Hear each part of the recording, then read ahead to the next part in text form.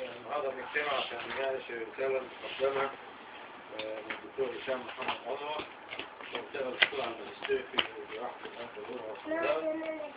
رسالة تحت إشراف الدكتور محمد والدكتور محمد صلاح والدكتور هشام عبد.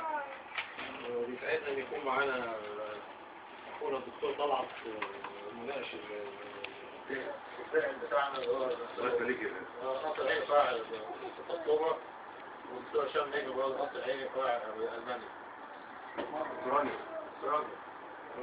ولا 5 دقايق كده خلاصية بقى بتاع عشان طريق تعبان جاي تعبان وبعدين مش فاضي بقى عشان 3-4 أيام في مصر مش عندنا كده.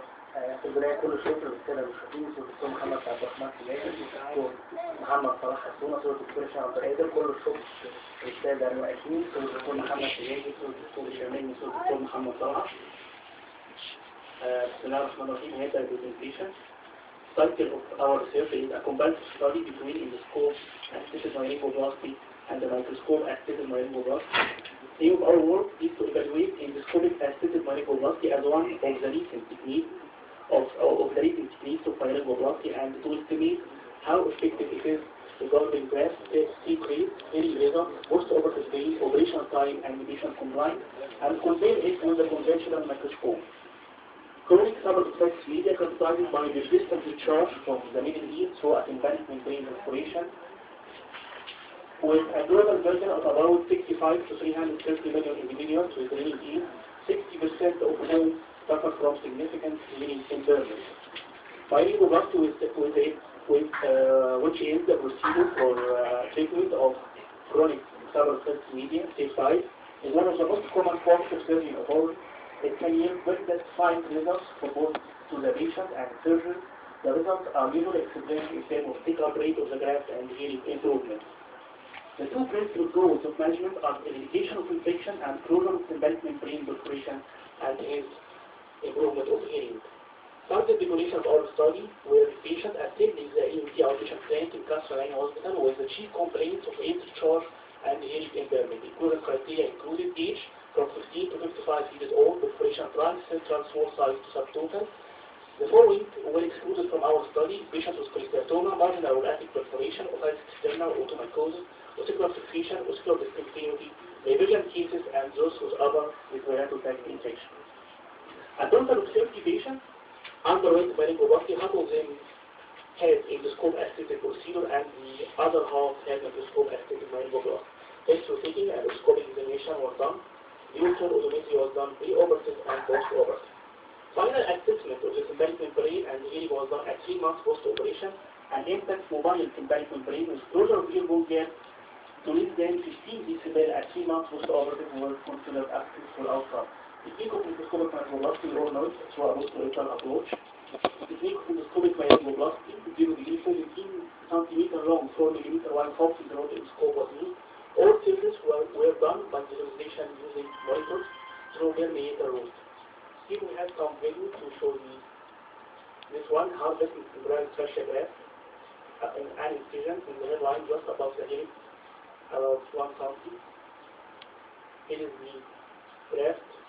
We stick it from the underlying muscle, just retaining the factor. The incision is small as you can see.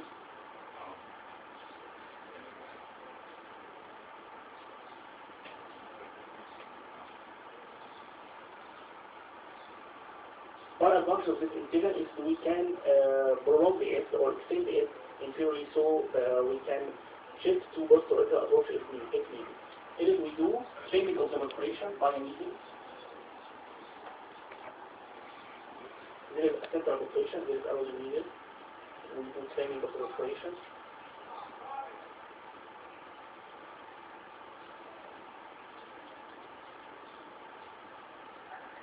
The next step is to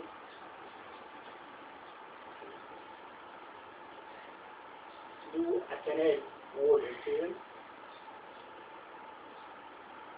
few millimeters from the annulus by second line, extending from 12 o'clock to 6 or 7 o'clock.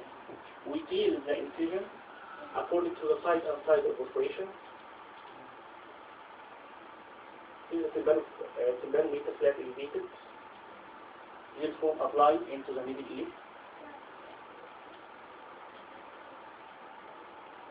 Here is the graph. We apply the graph into the middle air space on the gel foam to support it. The flag, the developed beta flag here is related.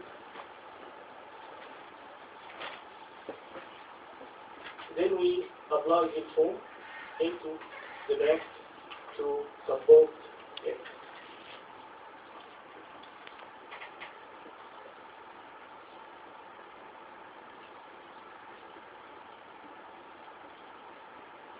This is the graph in place with gel foam under it. Then we, by annealing, try to stretch the graph so as to cover the whole perforation. Our result in this table, table 1, we have an average conductive field loss gap in both the endoscopic group and the microscopic group, preoperative and postoperative. As you can see, the airborne gap went from 0 decibel to 40 decibel. We know that more than 40 decibel is not a temperature brain issue, it's a vesicular fixation or vesicular discontinuity.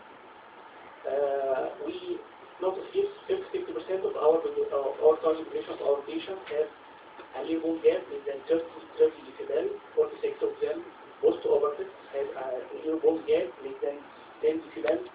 In the microscopic group, 60% have less than 30 decibel airborne gap, and 68% post-operative have from 11 to 20 decibel airborne gap post-operative. Table 2 shows the size of the population in both the endoscopic group and the microscopic group. Out of 15 patients underwent endoscopic myeloplasty, 4 of them had failure in the form of persistent perforation, 2 small, 1 moderate size perforation, 1 large. While in the microscopic group, out of 15 patients have 2 persistent perforation, 1 small perforation, and 1 moderate size perforation. This table shows the cosmetic results between the endoscope and microscopic group. All endoscopic group patients reported their cosmetic results as being excellent, and only 5 reported their cosmetic results as being excellent, 3, 4, and 7 satisfactory. At 3 months follow-up, 75% of patients had a successful outcome in the microscopic group, and 15 patients had a successful outcome in the microscopic group. Statistically significant difference between the 2 groups were in favor of the endoscope in 2 terms, which are post-operative return to activity and cosmetic results. However, in the success rate, in terms of success rate, there was no statistically significance. This study was undertaken with the objective to determine the advantages and disadvantages of the scope when compared to the conventional operating scope. Advantages of the endoscope include less traumatic, less operation time, or less operating time, less post-operative pain, being portable, with no better result. The endoscopic wide-angle magnified view helps in the inspection of the middle ear, look around the corner, as a sinus temporale and as other areas where the scope fails to detect it well and exclude pre-step. Maybe this last advantage is the best one or the most important one. And that's it's here plus because we evaluate the scope in myeloplasty and not in authority as general. The advantage one, it's a one-handed technique. The scope surgery is a one-handed technique. The scope has to be held in the left hand and only the right hand is free to operate. Second, swelling of the scope, because a small amount of blood can totally obscure the view of the operating field by swelling the scope by blood. And the scope provides mononuclear vision, which leads to loss of depth perception, compared to the vision provided by the endoscope. And last, it requires a different expertise, so this procedure is recommended for surgeons who regularly perform functional endoscopic sinus surgery. Thank you.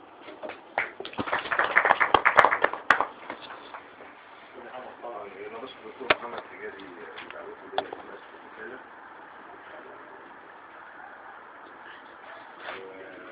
الراجل يعني شغل جميل جدا والله والبرزنتيشن كويسة.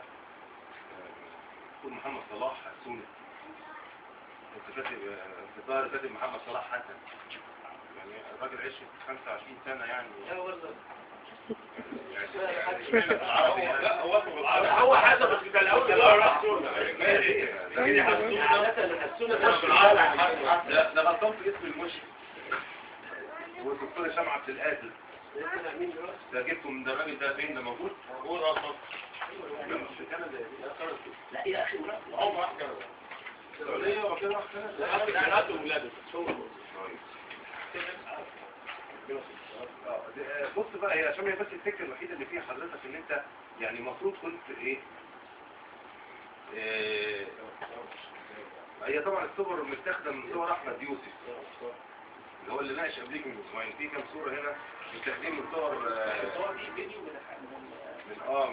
من الرساله اللي كانت من اسبوعين. لا من الفيديو بتاعنا. طب انت ليه دلوقتي ما وحدتش الابروتش بتاعك؟ يعني انت عملت اندوسكوبيك بير ميتال. طب ليه ما عملتش الميكروسكوبيك بير ميتال برضه؟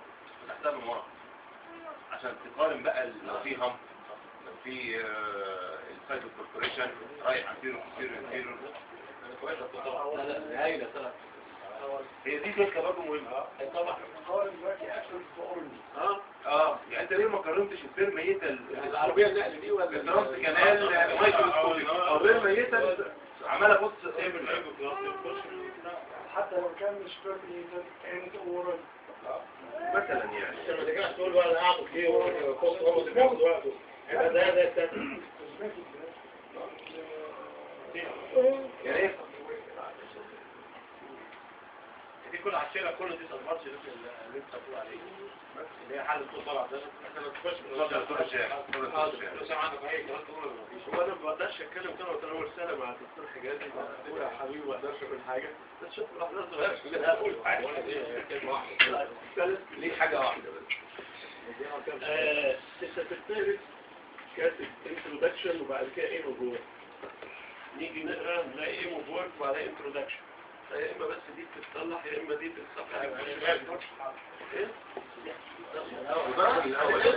يبقى هي بس حاجه ايه في التجليد ممكن عندنا تقول كده عندك النظام بتاعتك انا بس لا انا عندي برضه كده لا ليه معقول انا بتاعي حاجه ليها حاجه ثانيه بقى عايز استفهم فيها يعني كان في صفحه 32 الكلاسيفيكيشن اوف كرونيك ستريس ميديا يعني انا ببص العنوان لقيت كلاسيفيكيشن بفتح لقيت جدول بعدين لقيت خلاص خلصت على كده يعني اقصد ما قلتلاش حاجه يعني بالنسبه لنا احنا ده كلاسيفيكيشن ما هوش يعني ما كناش اللي واخدين عليه ولا عارفينه فاهمني فيعني كان ما دام جبنا سيره كلاسيفيكيشن جديد كده كنا نكتب عليه كلمتين انا عمال ادور على اي حاجه ما لقيتش فيها صفحه بس فلو كان يعني ليه اي كلمتين عليه كده يعني مش شايف بقى حاجه ثانيه غير بس ايه طبعا زي ما كانوا بنشوف دلوقتي ان تتوحد طريقه